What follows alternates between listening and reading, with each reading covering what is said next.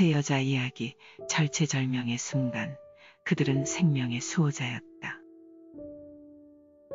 하나님의 말씀 곧 거룩한 본문이 내는 목소리에 음의 고저가 있는 것처럼 이야기의 높낮이가 있다.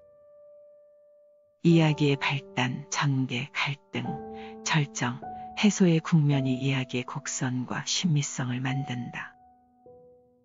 때문에 거룩한 말씀을 읽되 페이지마다 적힌 그대로를 탐험하며 그곳에 도달하여 본문이 제시하는 질문을 제기하고 다시 지금 여기로 되돌아와야 한다. 그리고 본문과의 치열한 대면을 통해 어떻게 그 본문에 응답할 것인지 스스로 묻고 답해야 한다. 이것이 하나님을 아는 사람으로서 말씀의 본문을 대하는 태도다. 이스라엘 후손들에게 하나님의 약속 성취를 위협하는 절체절명의 위기에 놓인 순간이었다. 그들은 생육하고 번성할 뿐만 아니라 강하고 온 땅에 충만했다. 이것을 두려워한 바로는 인구 억제를 위한 은밀하고 우회적인 방법을 동원했었다. 그러나 스스로 똑똑하다고 여겼던 포갑적인 노동정책과 히브리 산파들을 이용한 은밀하고 교활한 방법은 산파들의 하나님 병의 신앙에 근거한 불복종 앞에서 좌절되었다. 바로는 스스로 영리하다고 여겼던 방책이 실패하자 이스라엘 후손의 영화를 학살하려고 전면전에 돌입했다. 그는 모든 백성들에게 아들이 태어나면 나일 강에 던져 죽이라는 왕명을 내린다. 악하고 잔인한 국가적 법령 선포였다. 이 상황은 오랜 세월이 강물처럼 흐른 뒤 일어날 사건의 전조였을까.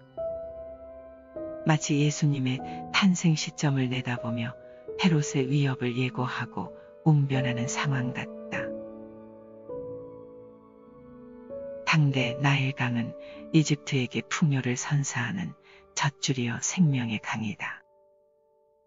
하지만 이집트인들을 위한 생명의 강은 이스라엘 후손들에게 죽음의 강이 되는 순간이었다. 이집트 제국의 왕명 아래 죽음이 엄습하는 찰나에도 새로운 생명은 끊임없이 태어났다. 이때 레위 족속에 속한 남녀가 결혼하여 아들을 낳았다.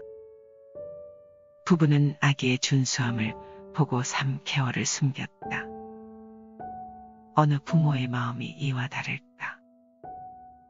아기의 어머니는 아기를 더 이상 숨길 수 없게 되었다.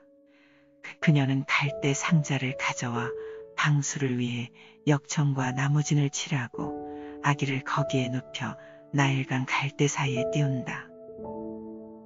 상자에 상응하는 히브리 말 테바는 노아가 만든 방주와 같은 단어다. 방주는 코페르 나무로 만든 상자다. 그러니까 구약에서 유일하게 2번 사용된 말테바는 방주였고 갈대 상자였다. 노아가 만든 방주가 거대한 물의 혼돈으로부터 모든 생명의 씨를 보존한 구원의 방주였던 것처럼 어머니가 만든 갈대 상자는 아기를 살리는 구원의 방주였다.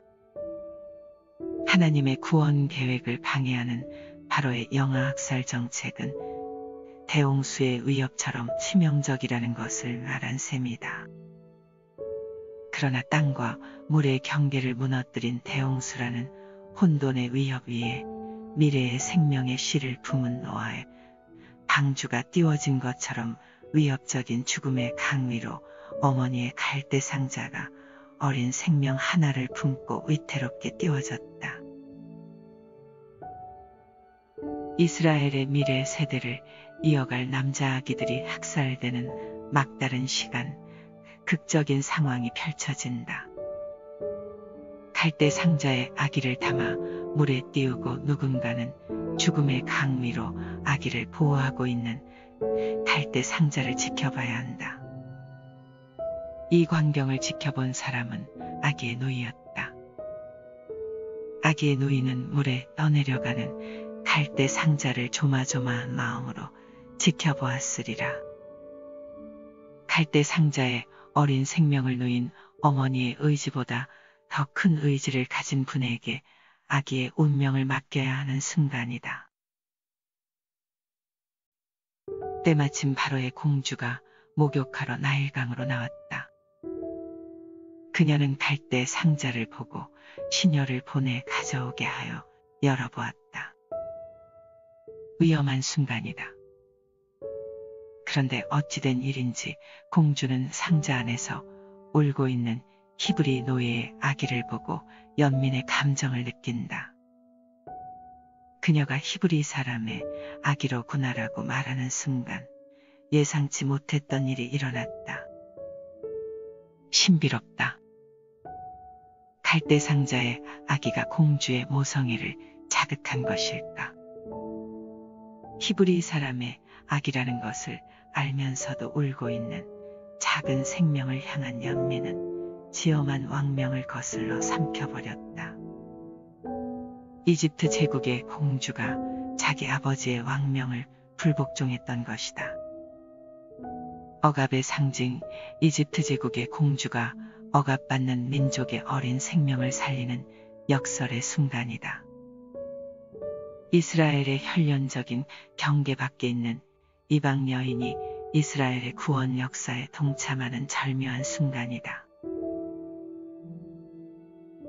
멀찍이 마음 졸이며 지켜보았을 아기의 누이가 공주의 반응을 세심히 살폈을 터 그녀는 재빠르게 바로의 공주 곁으로 가서 아기에게 젖을 먹이고 양육할 히브리인 유모를 소개하겠다며 나선다. 이 소녀 대담하다.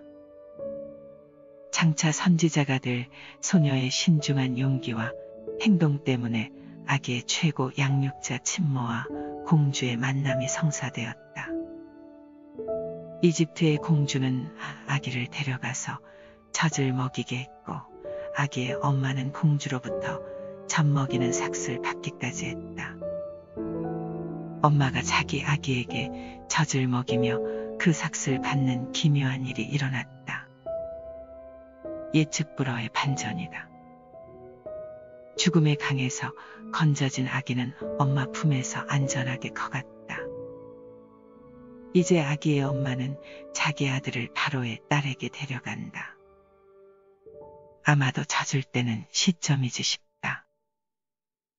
이때 바로의 공주는 아기를 양자로 삼고 아기의 이름을 모세라고 부른다. 내가 그를 물에서 건져냈다라는 이유에서다. 다시 말하면 내가 그 물로부터 그를 구원했다라는 말이다. 모세 이름은 당대 이집트인의 이름에 주로 사용되었다. 예컨대 부타모세, 두투모세, 아흐모세 등이 그러했다. 반면에 히브리 말 모세는 끄집어내는 자라는 뜻이기도 하다. 죽음의 강에서 이방 여인이 건져낸 모세는 장차 제국 이집트의 장자들을 멸하는 도구가 될 것이고 이스라엘 후예들을 억압의 땅에서 끄집어내는 자가 될 것이다. 역사의 아이러니다. 이렇게 모세는 끔찍한 영화 살육의 현장에서 세 여자들의 비밀스러운 활약으로 살아남았다. 죽음의 위기 앞에서 갈대로 만든 상자를 준비한 어머니, 어린 생명을 살리려는 용감하고 민첩하고 침착한 누이의 행동, 설명하기 어려운 공주의 모성적 본능이 어우러져 생명을 구원하는 도구가 되었다. 그들은 생명의 수호자들이었다. 그들은 현실 권력 앞에서 무조건적인 복종을 미덕으로 삼지 않았다. 장차 바로가 염려했던 그 일, 그러니까 히브리인들이 이집트 땅을 나가도록 실행에 옮길 모세는 바로의 왕실에서 합법적으로 최고의 교육을 받으며 이집트의 장자들을 징벌하는 도구로 성장할 것이다. 이 역설적인 반전의 배후에 하나님은 평범한 모녀를 동원하셨고 대적자의 딸의 마음까지 움직이셨다. 세 여자들은 이스라엘의 해방과 구원의 빗장을 열어줄 희망의 열쇠로서 이야기 주변부가 아니라 중심에 서 있다. 스스로 지혜롭다라고 생각한 바로의 인구 억제 정책들은 하나님의 지혜와 주권적인 섭리 앞에 완전히 제압당했다. 오랜 세월 지나 사도 바울이 말하지 않던가. 하나님의 어리석음이 사람보다 지혜롭고 하나님의 약함이 사람보다 강하니라. 약자를 억압하여 이익을 챙기려는 강자의 모든 의도와 영리해 보이는 방식과 잔인성은 언제든 더 큰 지혜를 가지신 분의 주권적인 섭리 앞에 속수무책이 될 수 있다는 것을 교훈으로 남긴다. 남성이 주도하는 질서의 강고함 속에서 주변인이며 약자인 여성들은 포악한 시대의 새로운 희망의 전령이었다. 이들은 주어진 현실에 무조건 순응하지 않았다. 자유했다. 하여 하나님이 감독하시는 무대 위에서 모세의 어머니 요게벳, 누이 미리암, 이집트 공주는 이스라엘의 위대한 지도자 모세를 준비시키는 하나님 구원 계획의 결정적 대리자였다. 그리고 이것은 권력이 실행하는 폭력 앞에서도 자유를 자각한 여성들의 승리였다.